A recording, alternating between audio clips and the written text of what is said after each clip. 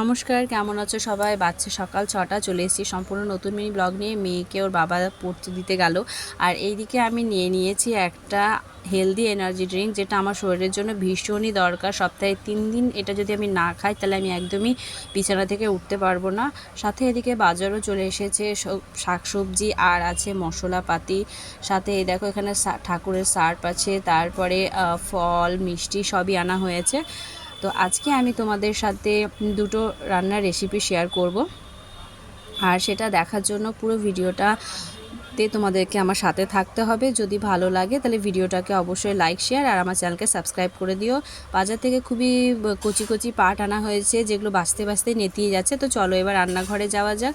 তো প্রথমে যে রেসিপিটা শেয়ার করব তার জন্য আমি প্যানে দিয়ে দিয়েছি তেল, আর দিয়েছি কালো জিরে ফোড়ন, আর এবার দিয়ে দিয়েছি কিছু কাঁচা লঙ্কা কুচো।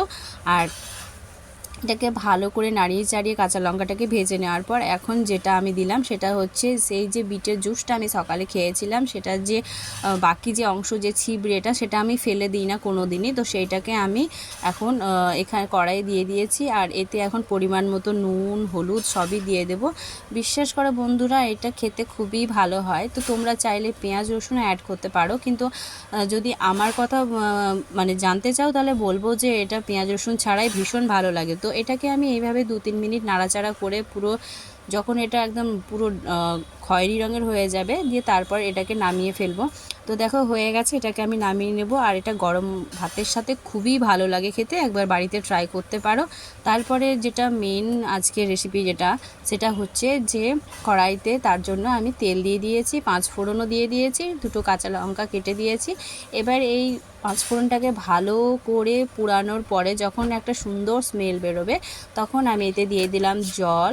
আর এই জলটাকে আমি এখন ফুটতে দেবো। তার আগে এতে একটু স্বাদ মতো নুন আর হলুদও দিয়ে দেবো। তো হলুদটা দেখে তোমাদের মনে হতে পারে যে আমি প্রচুর হলুদ দিয়ে দিয়েছি, কিন্তু বিশ্বাস করো রান্নার মাঝ রাস্তায় গিয়ে মনে হবে যে আমি একটুও হলুদ দিইনি, কারণ পুরো হলুদটাই টেনে নেবে। কে টেনে নেবে? আজকের যে রান্নার মূল রেসিপির যে শো স্টপার, সে পাট শাক। তো চলো এবারে জলটাকে ফুটতে দিই।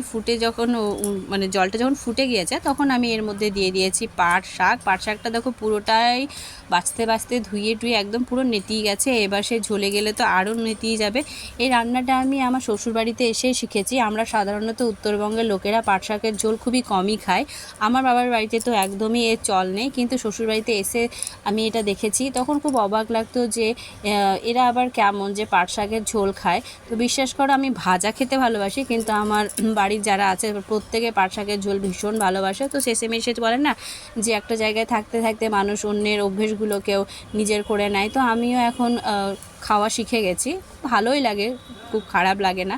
তো অতটা আমার ভালো লাগে না, কিন্তু আমার বাড়ির লোকের ভীষণই পছন্দ, স্পেশালি আমার বড়মশাইয়ের তো ভীষণই ফেভারিট এটা। তো রান্না করতে করতে এদিকে মেয়ে চলে এসেছে, সেই যে সকাল 6টায় গিয়েছিল, 11:30 বাজছে এখন। তো ওকে আমি এখন খেতে দিই, প্রচণ্ড গরম পড়েছে। আবারও দেখা হবে আগামীকাল, বাই।